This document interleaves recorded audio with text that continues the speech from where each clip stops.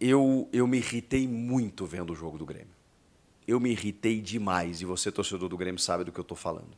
Cara, é triste, é uma experiência triste ver o Grêmio jogar. E eu tô muito preocupado, o jogo de hoje, o jogo dessa quarta-feira, eu ia dizer desse domingo, feriado, me atrapalhou as ideias aqui. O jogo dessa quarta-feira, ele era tão emblemático. O clube fez campanha, convidou o torcedor, o Bright White mandou mensagem para os sócios. Era o Juventude, onde historicamente o Grêmio tem uma supremacia.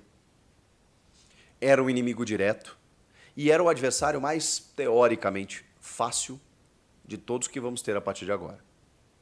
Então, 3 pontos eram mais do que fundamentais, necessários, eram vitais para a permanência do Grêmio. Permanência do Grêmio. E o que aconteceu?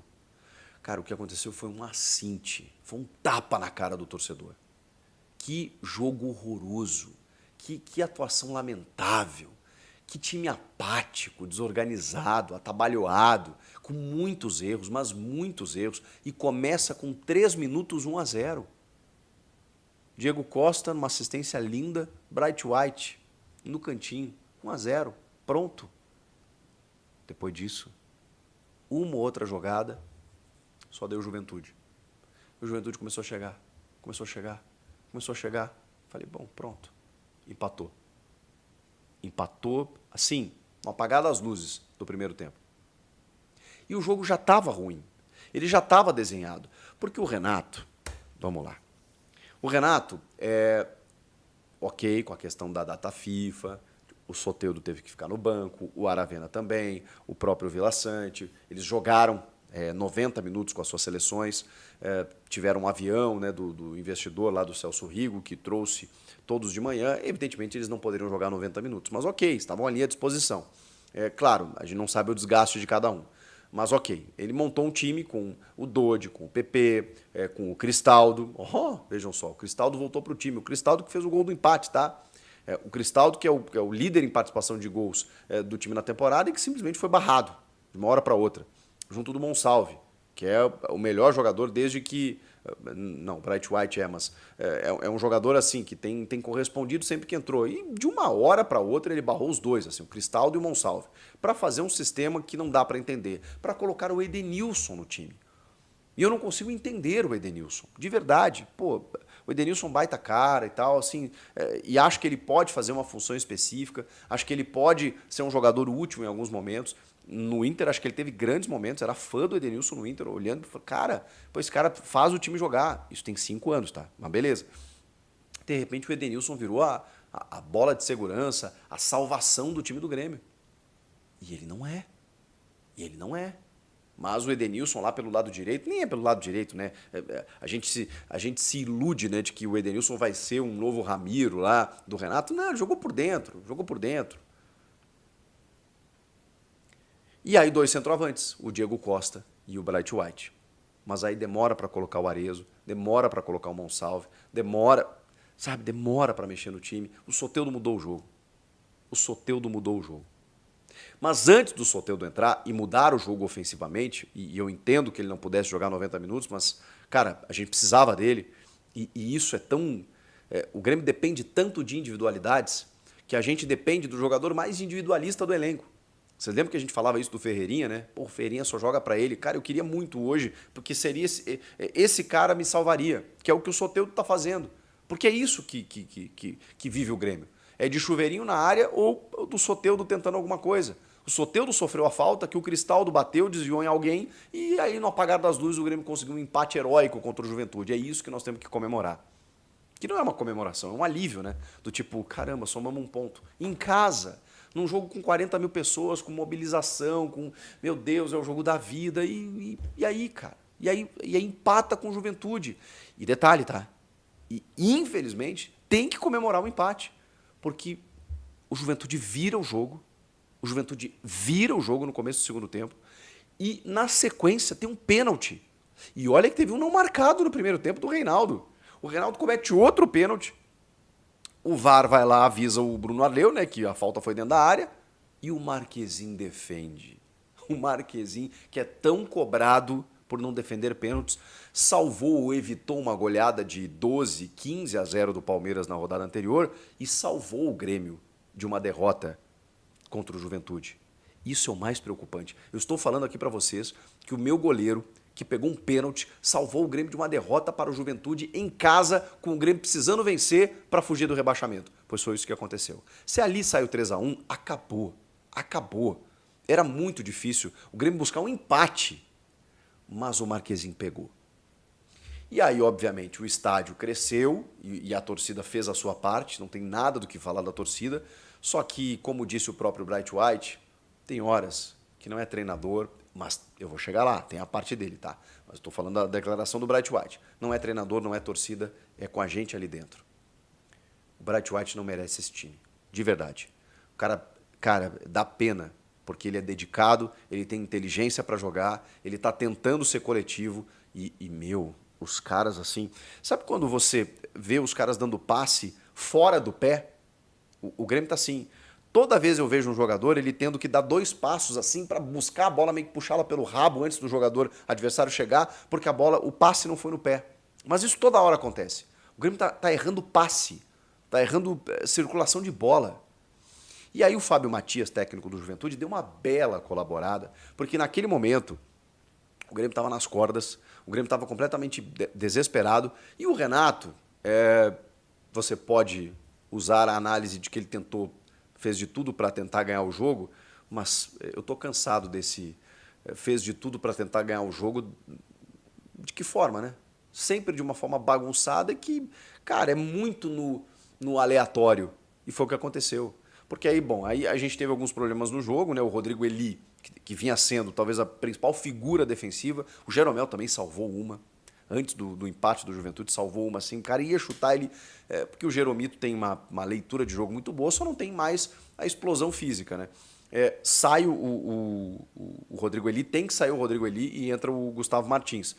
E aí, no segundo tempo, quando o Grêmio precisava empatar o jogo, ele tira o Jeromel e bota o Soteldo. Eu falei, opa, foi ousado, puxou o Dodi para zagueiro, só que aí o time ficou, gente, empilhou atacantes, como ele sempre faz, chuveirinho na área, seguiu com 2 centroavantes, só que ele bota o Arezzo, né, com o Bright White, abriu o Pavão na direita, Soteldo na esquerda, Monsalvo e Cristaldo por dentro, fez uma blitz. Mas de que forma fez essa blitz? De uma forma assim, ó, vamos ver o que acontece. E aí o time ficou exposto, evidentemente, só que aí o Fábio Matias, ao invés dele explorar isso, ele só buscou se defender e trouxe o Grêmio. Então ele também colaborou, porque se ele espeta ali, só com o Dodi de zagueiro e o Gustavo Martins, né, na verdade só o Gustavo Martins de zagueiro, o Dodi que não é zagueiro, né, mas ok, estava ali compondo o setor, o Grêmio completamente aberto, exposto quase sem volante, tinha algum volante nesse jogo, nessa hora que ele faz todas essas trocas ali, acho que ele mantém não lembro agora se tem algum volante, até vou olhar aqui na escalação.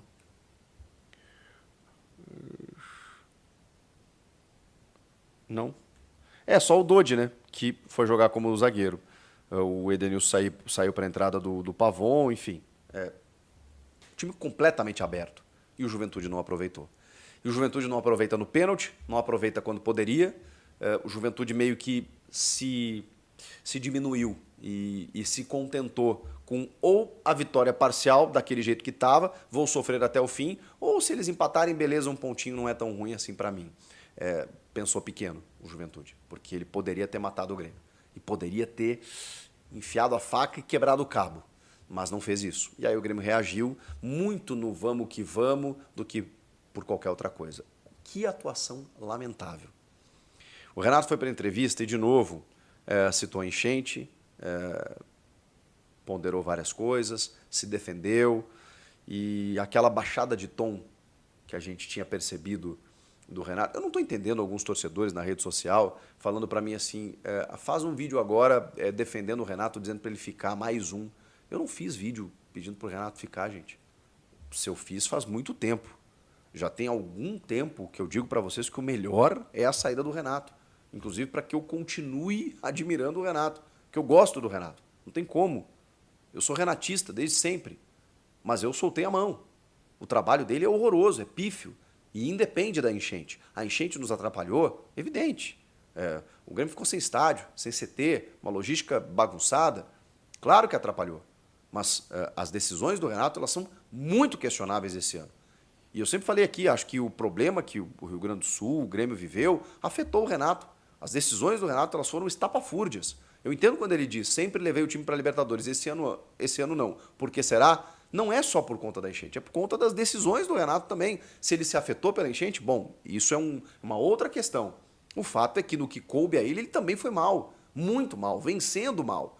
E aí vencendo mal nas entrevistas, inclusive, arrogante, prepotente, combativo, agressivo, falando coisas desconexas. Aí deu algumas entrevistas exclusivas, aí tal, baixou um pouco o tom, reconheceu que estava errado e tal.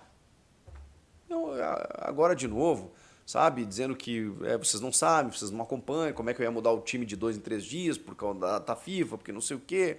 Tá ruim, tá ruim. O Renato não consegue mais nada, não consegue mais tirar mais nada desse elenco. Se tá todo mundo jogando mal, tem uma explicação, né, gente? Porque aí não é só um coletivo que não funciona, nem a individualidade funciona, a não ser do Soteldo lá, que ele tem uma jogada muito objetiva, característica, né, específica, que é você tentar passar por um marcador, e aí isso ele consegue fazer, isso independe de qualquer tipo de orientação. Não sendo isso, cara, o Grêmio não tem nada. E o Bright White, que quando a bola cai no pé dele, ele sabe o que fazer com a bola. Ele é um cara muito experiente e ele tem o gol, né? Ele é um cara que sabe fazer gol. Só. Um Diego Costa desequilibrado, batendo em todo mundo, tinha que ter sido expulso. Sentido algum, sentido algum. Cara, assim, o PP, mal. Reinaldo, baita cara, legal, mas, cara, meu Deus do céu. O João Pedro, eu salvo. O João Pedro, sim, um cara envolvido no jogo.